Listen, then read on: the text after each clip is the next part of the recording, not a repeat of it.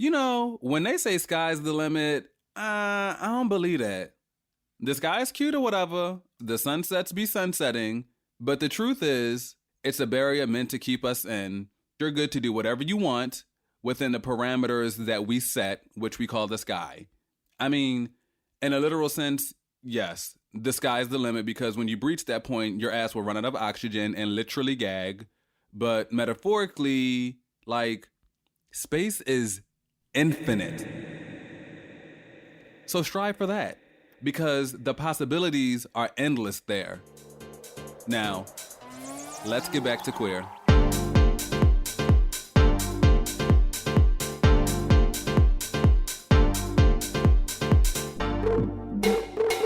Welcome to Let's Get Back to Queer. We're back with more black ass, queer ass stories. And I'm your host who does the most, Brandon Nick. Alright, so I'm gonna keep it brief because this episode is gonna be long boots. But trust me, it's all worth it. Anybody who knows me knows I go up for Qmunity, like I live for her. The power of community is necessary to our existence. So I wanted to do an episode exploring what that word means to us. So in this episode, you're going to hear from 5 dope-ass producers, including myself, on how art, COVID, religion, threesomes, and sisterhood have shaped our views on community. All right, I'm going to stop wasting your time. Let's just get into it. Come on. Let's go. When I think of community, I think of black, queer, and trans folks. The people that I've been blessed enough to cross paths with who've sewn into me whether they knew it or not. Hell, whether they knew me or not. But particularly, especially in the wake of B2K's pandemonium that is COVID-19, community has really been a lifeline. And when I speak of community at this moment, I'm specifically speaking of 7 beautiful, bright, and brilliant people that I foster deep relationships with. So this is a story all about how my community turned my quarantine upside down. Y'all get where I'm going. All right, so boom. The day is March 19th, 2020. The weather is chilly and wet. Not that it mattered since we're on this mandated stay your ass in a house order. My partner Danya and I were bored boots, camping out in the living room to add some spice to us being inside 24/7. Picture it. A big-ass air mattress in the middle of the living room, 2 grown-ass men eating cast-iron skillet nachos and playing Mario Kart for the 100th time that day. Somehow, we came across Marco Polo, we got on and invited a few folks who knew us to join, and thus, the Dick-Sucking Society was born. Hello everyone, my name is Banji Brandon. I am the COO, the founder, and the team leader for the East Coast chapter of the Dick-Sucking Society. Some of you may not know each other, so use this time to introduce yourself, pronouns, and be sure to say something interesting about you. So I will go first. Like I said, my name is Banji Brandon. The Dick-Sucking Society, aka the DSS, or group as we now call it, is something at the time we thought would be a passing fancy, but quickly became a necessary ecosystem to cure our cabin fever. What was originally 12 or 13 girls, over time became a strong 8, no pun intended, and over the months we migrated across apps. From Marco Polo to House Party to Be Go Live for like a day, because that was a lot. That app is a lot. To now Instagram, where we group text and have daily video calls and conversations. Those Marco Polo days, though, really set the groundwork for our siblinghood. What was so cute about it, right, was I knew everybody, but everybody didn't know each other, and they were still able to jump in and be with their shits. What's going on, Saints? This is Queen Jean Honey coming to you live, darling, from social distancing. What the fuck, y'all bitches asleep? This is the perfect time to be out here sucking dick. What y'all bitches doing sleep? How many licks have I had in my little 26 years of living? Girl, if I count between trade, cruising, threesomes, foursomes, college hoeing. I very deeply believe in the art and the business even of whoring. Oh, and I forgot to say, prosper. So be messy and prosper. Damn. It's the voice filters for me. But we're more than a society of black non-cis het folks who enjoy fellatio. We are a family. Okay, that was corny. We are a family. It was real mixy, but it worked. And I think that's the beautiful thing about Qmunity in general, is how mixy and diverse we can be, finding strength in our common interests while celebrating or holding space for our differences. Qmunity is not monolithic, right? Qmunity is... I'm so sorry. I was getting on a high horse. So, back to the DSS. While we were app hopping, we developed a ritual of doing what we called family dinner or club night, which was basically jumping on Zoom and shooting the shit. We talk about how being in a house has driven us crazy, the fact that there wasn't any toilet paper in the bodegas, whatever cultural or national fiasco was going on at the moment, because there were many. We celebrated all of our quarantine birthdays, and we'd play virtual fishbowl, and we played that thing religiously.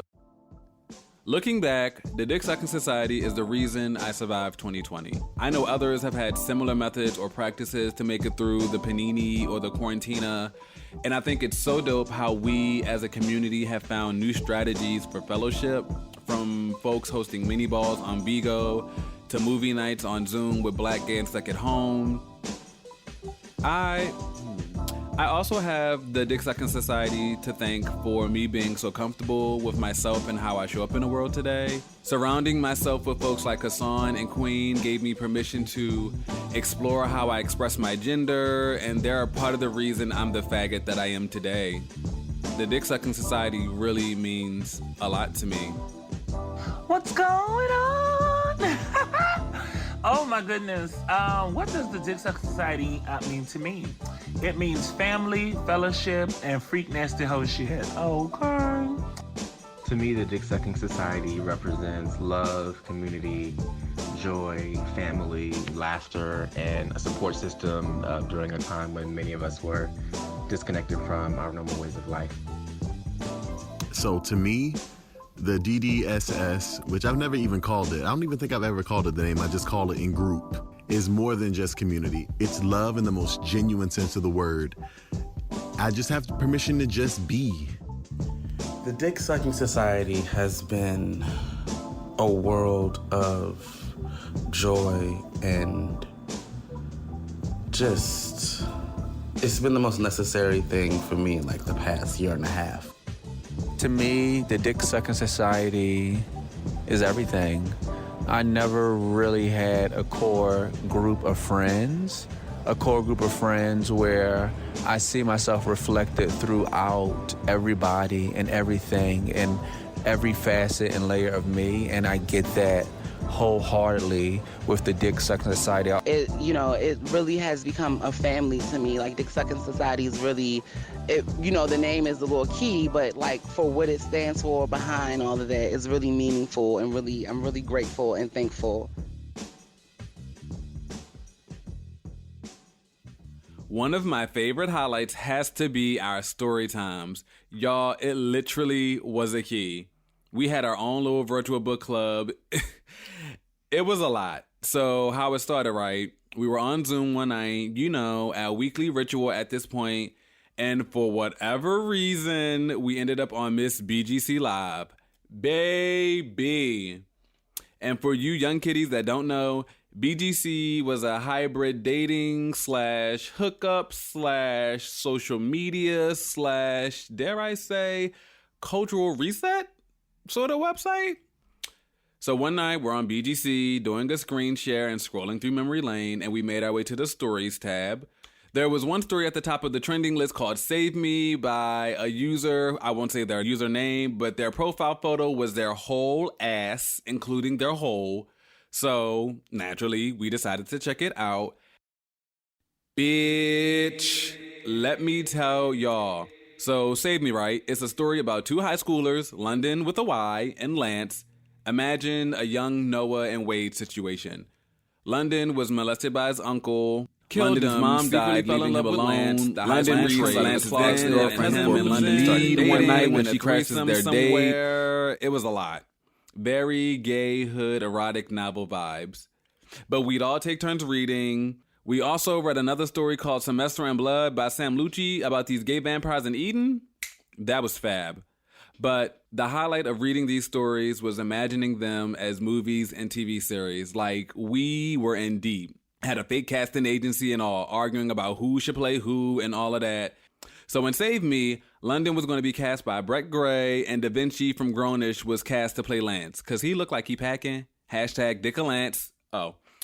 That's when somebody got meat. Like, mang, I thought you said you loved me type meat. Some of us have seen each other in real life in one form or another since the lockdown.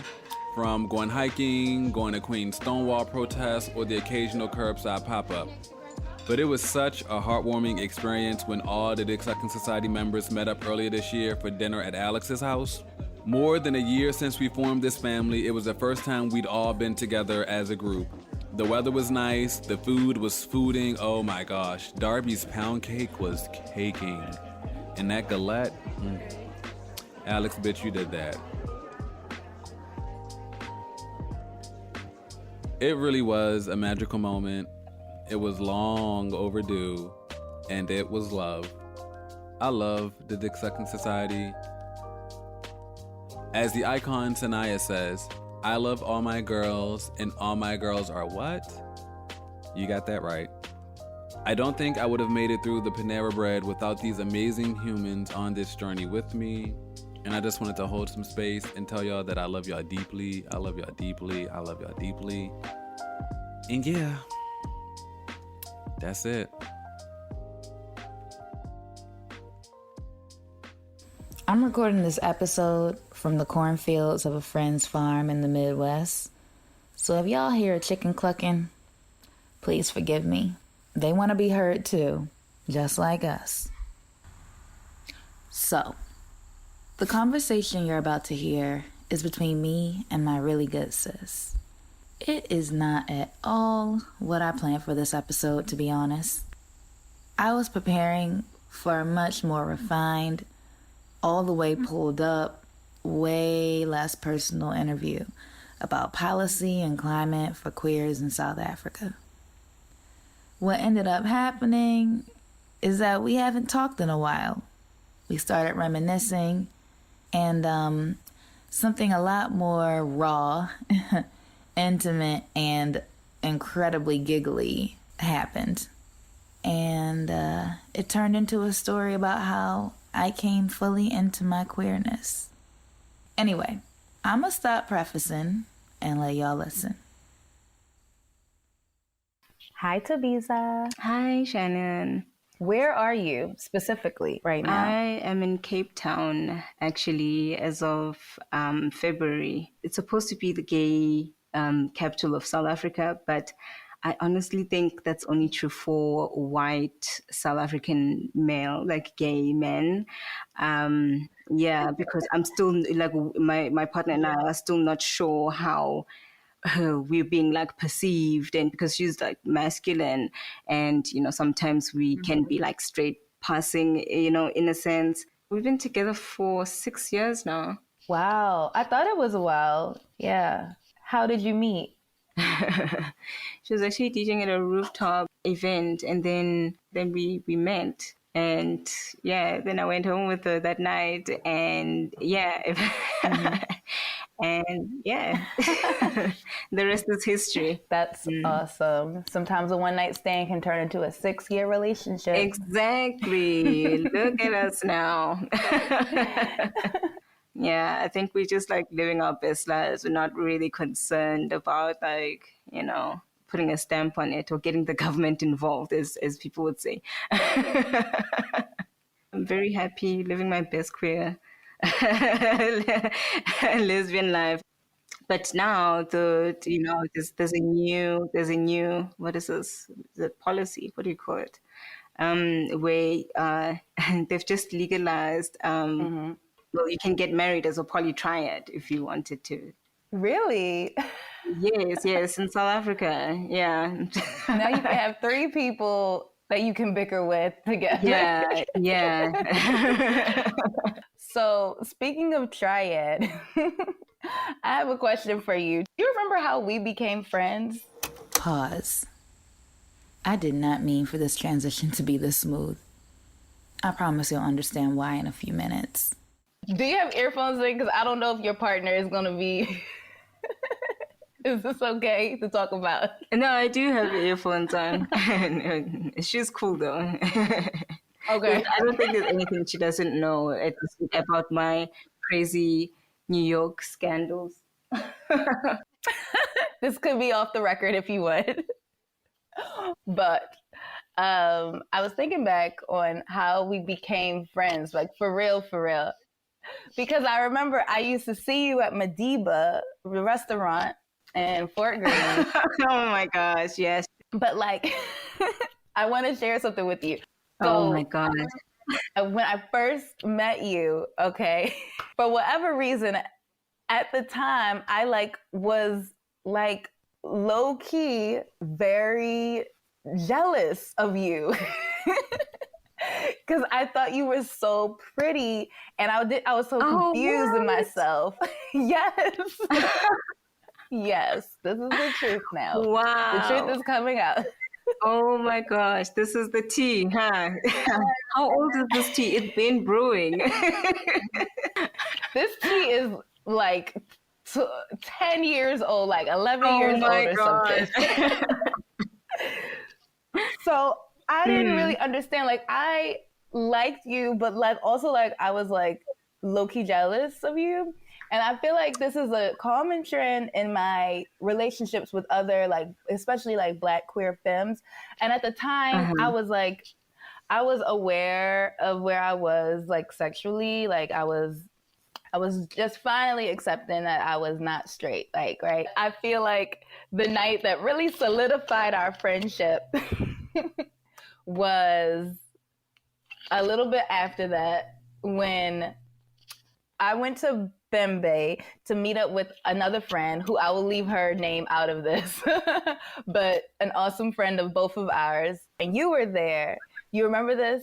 And it was Bembe. It's so tight. You can barely move, but they had the music was great, the drumming, and yeah. And so at some point in that night, we were having a very good time. Yeah, it was a very, very good time. Extremely good time. Oh, I remember. How did it go down?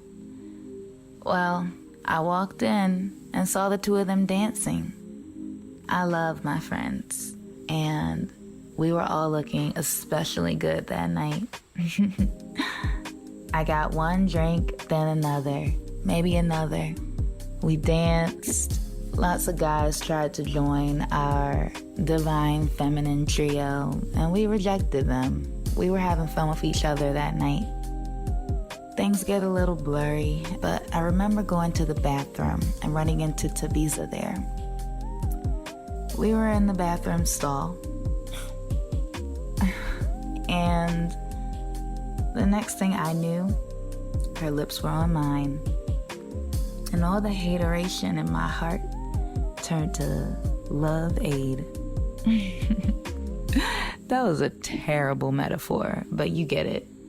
And that was the night that me, you, and our friend who will remain nameless yes went back to my house, and I remember that ensued.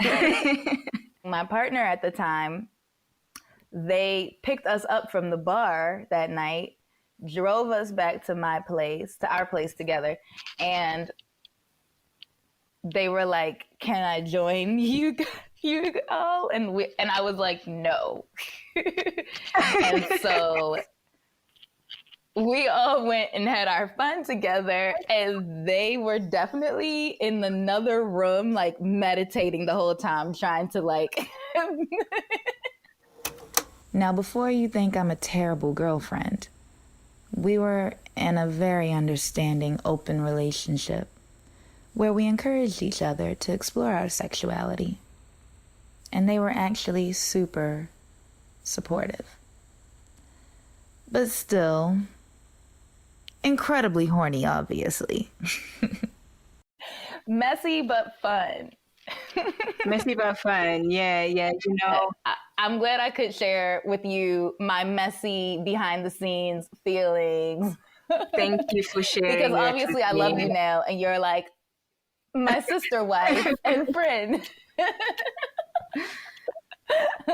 Wow.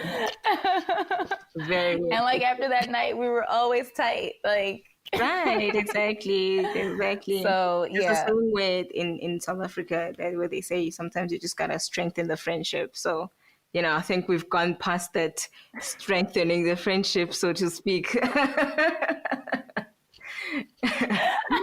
Yeah. That's perfect. That's perfect. Life never ceases to amaze me. A one-night stand can turn into a committed, years-long relationship. And sometimes a threesome can be the start of a beautiful friendship that spans almost a decade. So that's how me and Tabiza strengthen our sisterhood with love and maybe a little scissoring. It's also how I came fully into my platinum card carrying queer identity. Yes, platinum. Because after that night, I finally got over whatever voices in my head told me I wasn't gay enough, whatever doubts I had about being part of the Qmunity. Because baby, let me tell you one thing. Having a threesome with 2 other women all night long definitely affirmed me and helped me integrate a huge and missing piece of my identity. I finally felt gay enough, and I fucking loved it. A messy but fun way to come to this realization.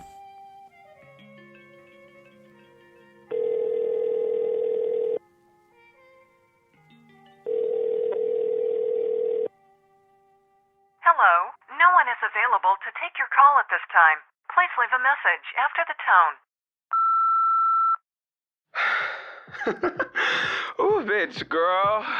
Hey, bitch, it's Ny'Omi. Girl, I was just voguing down, bitch, in my living room. And I ain't have nobody else to call, because, you know, we be here. Future tag team performance. Legendary. Up-and-coming girls. Bitch, but I was voguing down, bitch. I did this one combo, girl. It was real cute. Girl, I'm living my femme queen fantasies and I'm not even on Moans yet. Gag. Anyway, call me back. Because... Girl, it's real rough, I'll tell you that. I'm so over this shit. Like, it's really starting to affect my mental health at this point, and I just can't. Like, why the fuck haven't I had sex since I've been here? If I was a pretty boy like I used to be and not a tranny, then I'd have some kind of boo right now, and don't act like I'm capping, because you know it's for real. And I know you said it takes time, but damn, I didn't think it was going to take this much time. And I hate that I'm centering romance, but I be lonely, sister. And it's annoying because when I get on these apps and I match with niggas, it's obvious that they want to fuck. I mean, bitch, look at the material. Get into it. But then it gives unmatched when they clock my T. But like, you knew what my T was when you swiped right. So make it make sense. Like, I don't know. It's like nobody really knows what it's like to walk around and feel like the most undesired person on the planet. The life of a black trans girl, check it. Mind you, the dolls wouldn't even have this problem if there wasn't so much fear attached to people just being themselves. But, you know, I hate this. You're gonna start paying my messages, but anyway, on a brighter side, bitch, get into my catwalk, cause she's cunt. And it's giving Mika. Gag. It's giving malicious Mika. It's giving malicious Mika, bitch. I'm about to be a problem, bitch, and the girls are not ready. Carolina cunt. It's giving juicy. Juicy. Anyway, girl, let me let me take this energy and not the last energy I had, and let me just enjoy my day. But, mwah, love you, sister. They are starting to grow, bitch. God, sister. I am really in here feeling myself. Girl, I was about to get in the shower and I peed my titties are growing, girl. It's giving new cunt in the bathroom, this thing. Wow. This is crazy for real. Girl, and to think that literally a year ago, I was on the phone with my mom talking about, yeah, ma, like I'm non-binary and I'm trans femme leaning, but it's not like I want titties or anything. And now look, bitch. Breast buds, gag. Girl, I need to start like a transition journal or something, like, and take pictures in my MacBook. Just something I can look back at and be like, damn, girl, you was really doing the thing. Yeah. It's cute. It's cute. I miss you, sister. Like, oh, let me tell you this. You know, I think about how we met all the time. And I know I say it all the time, but we are really like IG friends to real life friends. Gag. That's wild. I was with my ex, and then we was in the park. We was on a walk, and I said, babe, I need to go key with my sister. Left my nigga to go Vogue, girl. But, like, we was in your living room, watching clips, sweating down in a fucking living room with red light with socks on, hot. Huh? Like the girls. Like the girls. And then you said, it's ancestral. And you know I'm gushy, bitch, so I ate it right on up. It stuck with me this whole time because it really be feeling like that. Like we stepping into something that we can feel but have no words to like fully describe, but because we're still trying to figure it out, but we know that the girls have done it and continue to do it. So I'm put my faith in that and not in all the other shit that be going on. I'm doing just fine where I'm at the pace I'm going. In all aspects, sister. Ooh, girl, now I'm taking myself to church, bitch. Girl, let me get in the shower before I go to practice. Mwah. Sis, us, when we really step out how I know we can, over. Girl, remember when you told me that I needed a medium in my tops because I was not understanding that even though a small shows my physique, I need a medium because, girl, I ain't no boy no more, and the body is changing. Meaning I need a medium because then I can wear it after my titties grow. I decided not to get these. Thank you so much. Anyway, thank you, sister, for that little trans girl note. I'm in this store in Soho, child, and I definitely got some cute stuff to wear this fall. It's just all so expensive. Like, being a lady is not cheap, Miss Thing. Oh, also, do you think we can go to Sephora next week? Not think, we are. So put that in your schedule, Miss Thing. Because, like, I think I'm finally ready to start stepping out how I really see myself. And, girl, I can't shop with nobody else but you when it comes to this makeup shit. After we can go back to your place, you know, I ain't seen it, you know? It's real crazy considering you was just a little cute walk away. But I'm in this checkout line and this white woman is staring me down, and I don't know if she's clocking my tea or if she got something to say. Excuse me, miss, is there a problem? Yeah, okay. Girl, let me get the fuck out of Soho, bitch. Anyway, love you, sister. Mwah. I know it's late and I'm leaving this crazy voicemail, but girl, I was just sitting in my room thinking about all the shit that's happened in these last few months.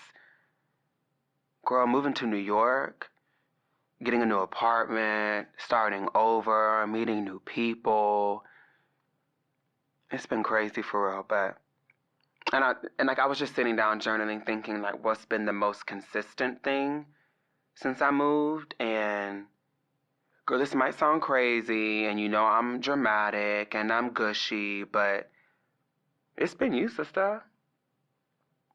I mean, when it comes to my transition and when I met you in December and now, you've been my support, sister. And it's been in a way that's not through pain, you know, because I feel like being a Black trans girl, we always connect, or we often get together when someone is killed or something bad happens, and it's through pain that we find joy, you know what I mean? But when I first met you, Sissy, it was joy on sight. You know what I mean? It's like all the trauma and all the bad shit only seems beatable when we're together. And I just am so thankful for you. And I know I always say this, but you really have been my sister for real. Like, bitch, who else do I FaceTime every day?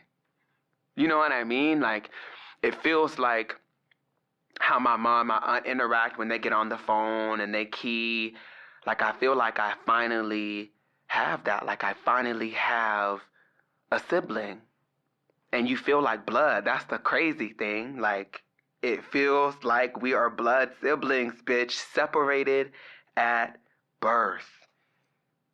And I'm telling you all this because the way I've learned from you and healed through your love, bitch,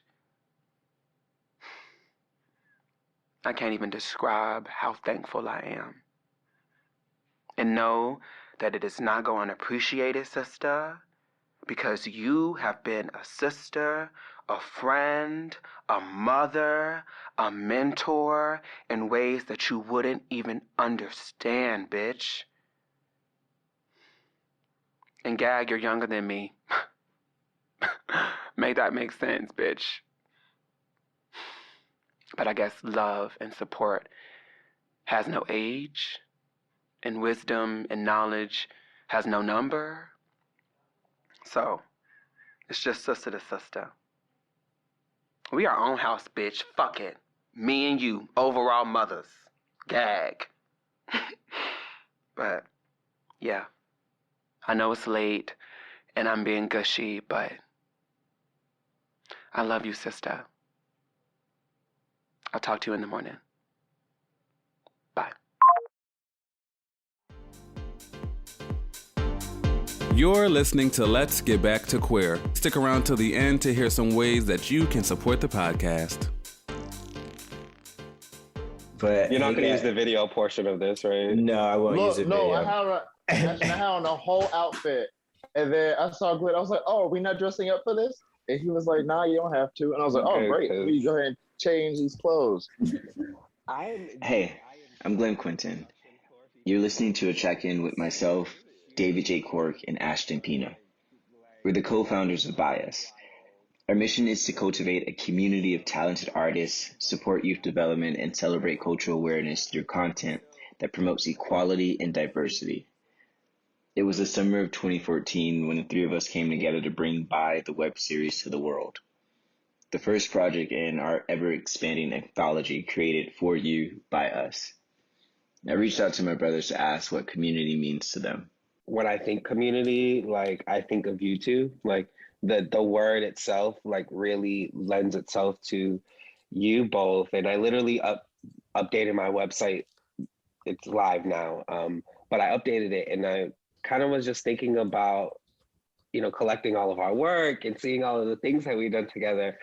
I was just like, yo, like, where would I be if I didn't have these two people? Like, these two people to push me, to encourage me, to empower me, to, you know, support me, to be a shoulder whenever I needed it. And to even be so much so that we live our own separate lives, but there's still so much intricacies that we live together, and we may not communicate all the time. We may not, you know, have those check-ins regularly, but what we created still lives out in the world, and it still has power. So when I think community, I think about, you know, you two and the space that we created for me to just be authentically me. When I think about community, I think about the road trip that we took to Chicago. Oh yeah. And how that was just as a celebration of being workers, like being acknowledged for like, hey, like, yeah, this work that we puts out like really like does this thing. but like the experiences like of like driving into a neighborhood, singing Britney Spears, windows down, the neighborhood switches, and we all like on a dime sort of like switch and just like are connected and being like, nope, not right now, not this moment. And like that adjustment that happens is just like, well, you don't have to talk about it because you're all like present and with each other. That damn road trip, God bless. Yo, that road trip. Being authentic, like just like clearing the pathway and making everything come to us without having to actually like exert extra effort. So I'm in love with that. Yeah, that's abundant, you know, that's like embracing abundant energy, you know, not necessarily like feeling like you have to force your way to like be connected to people, but like just allowing yourself to just be connected and just be yourself will ultimately bring that energy into you. Like anybody's energy the energy that you put out is the energy that you bring in. So that's really the key. Yeah. And what resonates with me is that this community there's a lot of things that could have broke us. Some literally, but we are still here. And I think that goes to show, I mean, even just thinking about Nana's Boys, like that was that's community, right? Like, here's this idea, literally wrote a script in a few weeks, gathered the crew, like, and we did it. And like, I have no doubts about what this film is gonna look like. I can't wait for y'all to see it because like I told the editor girl, like, I'm literally gonna cry. Like the moment that link comes to my email, like I'm literally gonna cry even before I see it. Just knowing the amount of work, what we all sacrifice, and that literally was, we've been doing that for the last decade, sacrificing so that we could create and not have people be the gatekeepers for us creating. And I think that's what really shows up for me and resonates with this relationship, and why I'm so enamored to just be brothers, to be friends, because no matter what, it's almost like family. You know that you always can count on them. I know I can always count on David and Glenn. Do y'all remember when y'all wanted to shoot that series in 4 days? Oh, never again. It could have happened. Okay, it could have happened. Glenn, what happened on this shoot, on this last shoot, would have been the same thing that would have happened would have been the same thing that would have happened on the, would have been the same thing that would have happened. Get it, dog. Would have been the same thing that would have happened had we tried to do that shoot in 4 days. Like I think we did. I don't know. We've done a lot. We've grown. We really have evolved as far as like creators and producers, directors, writers, actors. I think the next thing that we do is just gonna be like out of the park. No, it's crazy to like remember that drive and to now live in Chicago. Like, it's kind of wild to think about. This year shown me what community is. Maybe essentially is wherever you create it. Because, you know, I went to Cape Verde and I didn't know anybody when I landed, but the moment I stepped out the airport, community showed up. Logged on to Grindr, community showed up. Like, you know, it's interesting you say that about like community just kind of showing up. I feel like community really shows up when you're being your most authentic self. I feel like that's when community really like pops out. And even with BI, for example, with us creating BiUs and working on BI and working on other projects, like us being authentically ourselves allowed other people around us to be authentically themselves. So we kind of created like a safe space with the work that we were doing. And, you know, even now, like, I know we're not like always together all the time, but I feel like right now, because I'm kind of in like this new space, and I feel like the more that I am authentically myself in this new space, the more people that I'm connecting to in a very genuine way, which allows me to connect to a larger community, which allows me to kind of, you know, have more support around me just because I'm living authentically. And we came together to create community, to support community, and to develop community. We've we've blossomed in such a way that when I look back at our work, I see it. I already knew what was possible. I already knew what would become of us working together. And it's so great to like really revel in all of it.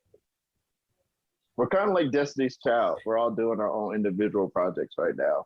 But like when we come together, like we still do like a really bomb album. Yeah, that's what I kind of felt. All right, so here's a closing question. As the Destiny's Child album, right? When we come back, right, for our next album, what are we calling it?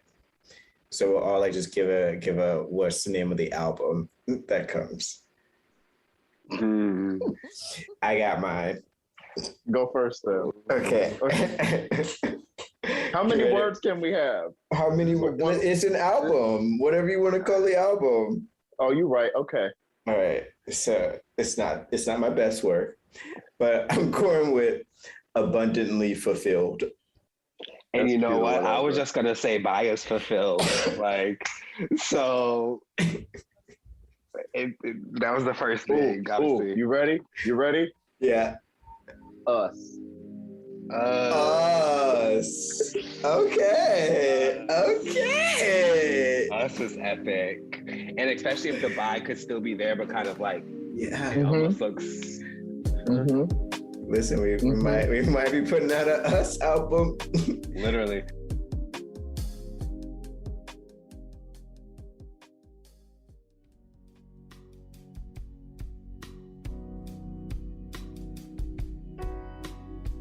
What's up, y'all? This is Jamel Ashley, and I am so excited to be on Let's Get Back to Queer to talk about this topic of community. The first community I ever knew was a church. My family owns a mega church. At the time, it was just maybe a standard-sized church when I first was born, but I spent all my time there because I spent much time with my grandma. So church was a big part of my life that also became a huge part of my disappointment, a huge part of my sadness, a huge part of me understanding what discrimination is. It was the first place that I learned that communities are different, that our families are one sector and what is appropriate there inside our home or maybe even at a family reunion may not be appropriate inside of a church building. And so I wanted to talk about how religion impacts how we view community. So here we are. My name is Jamel Ashley, and I am proud to introduce you to Alfonso Mills. Thank you for taking the time out to answer a few questions about religion and community. Let's jump right in, okay? Sounds good. How has religion shaped your identity? So I'll give a little backstory and then I'll do my best to answer. So I grew up in a very religious household. So I was in that family where you go to church every Sunday. I was actually very involved in high school with like my youth group. I was actually the director for one of the programs. So religion was a very big part of kind of building myself, figuring out who I am, who I was. I will say that once I got to college is when I started blending the two in terms of like religion and my actual identity, because that was the first time I actually embraced who I was fully. I like to see myself as more of a spiritual person. So while religion may have been what constricted my identity in terms of like being afraid to come out, being afraid to express my multiple gender identities, in terms of feeling like God didn't love me, so I had to be something else. Now I'm in the place of God created me like this. God loves me in who I am and how I present. And I had to learn to love myself and who God created me to be and not who religion tries to tell me to be. Religion showed me the box that I believe spirituality tries to break down. We talk about the difference between spirit and flesh quite often in church. And I believe that religion was trying to control the flesh, where spirituality says, let's work on the core. And when we work on the core, then the flesh will kind of follow suit. Am I making sense? Absolutely. Spirituality is the core of what religion is supposed to be. But religion is quite restrictive. And I would even say spirituality is the core of religion, but people have added, our humanness to spirituality. Absolutely. To then make religion. The constricting box that it is. Correct. So, Alfonso, what does community mean to you? I love this question, and I answer it differently every time. But to me, community is the people that you surround yourself with, the people that associate with the same things that you do. Community is your support.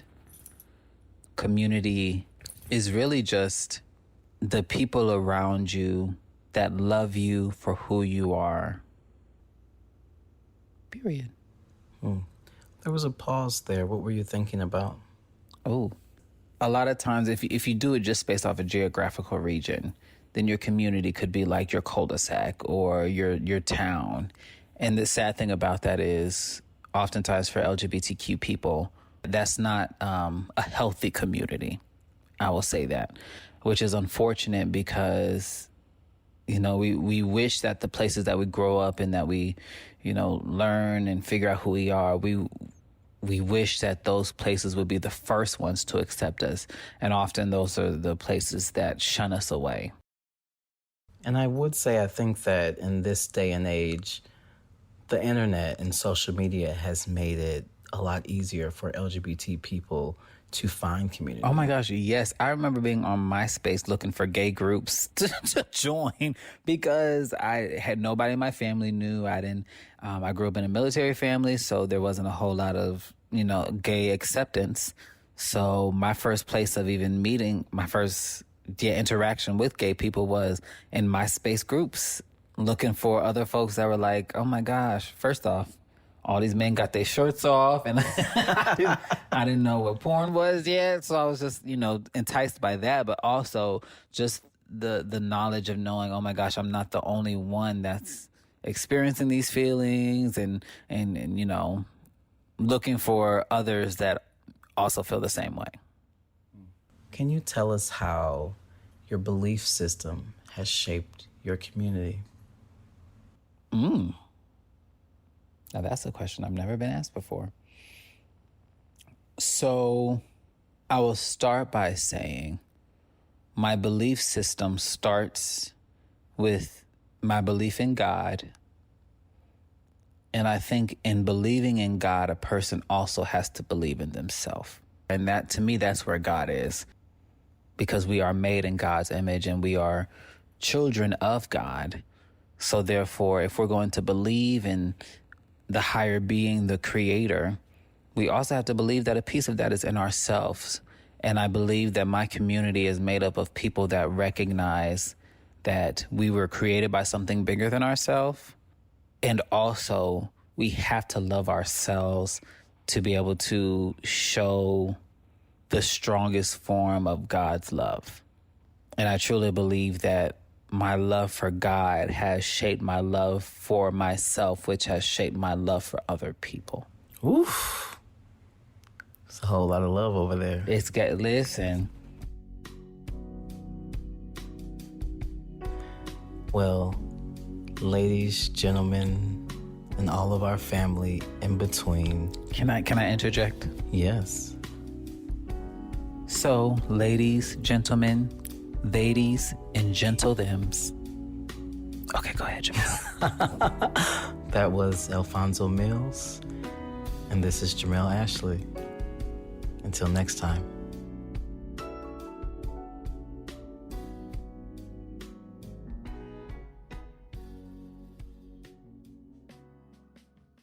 Thank you to everyone who tuned into this episode of Let's Get Back to Queer. We was gone for a minute, now we back with the jump off, and so excited to be sharing more stories with y'all.